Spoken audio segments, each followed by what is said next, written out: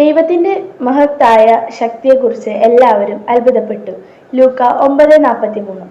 ഈശോ പിശാചിനെ ബാലകനിൽ നിന്ന് പുറത്താക്കുമ്പോൾ കൂടെ നിന്ന ഫരിസേയരും നിയമജ്ഞരും ഒക്കെ ആ ദൈവിക രഹസ്യം മനസ്സിലാക്കിയിട്ട് ദൈവത്തെ സ്തുതിക്കുന്ന സാഹചര്യമാണിത്.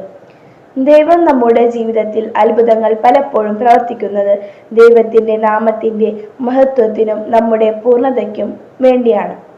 നമുക്കറിയാം, നമ്മൾ ഒരു രാജാവിനെ പ്രകീർത്തിക്കാറുണ്ട്, അല്ലെങ്കിൽ പ്രധാനമന്ത്രി ഉൾപ്പെടെയുള്ള ഉന്നത സ്ഥാനങ്ങളിൽ ഇരിക്കുന്ന ആൾക്കാരെ പ്രകീർത്തിക്കാറുണ്ട്.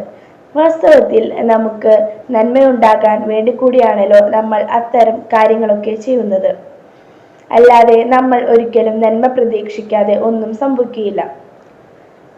പ്രഥമമായും ഉണ്ടാകുന്ന കാര്യം, നമ്മൾ ആദ്യം ആരെയാണോ പ്രകീർത്തിക്കുന്നത് ആ വ്യക്തിയോട് നമുക്ക് കൂട്ടായ്മ ഉണ്ടാകുന്നു എന്നുള്ളതാണ്. ദൈവത്തിന്റെ മഹത്വം നമ്മുടെ ജീവിതത്തിൽ സംഭവിക്കുന്ന ഓരോ കാര്യത്തെക്കുറിച്ച് വർണ്ണിക്കുമ്പോൾ ദൈവത്തോട് നമ്മുടെ ഹൃദയത്തോട് കൂട്ടായ്മ ഉണ്ടാവുകയും ചെയ്യുന്നു. അതായത്, വെറുതെ നോക്കുമ്പോൾ ദൈവത്തെ മഹത്വപ്പെടുത്തുന്നത് പോലെ തോന്നുക.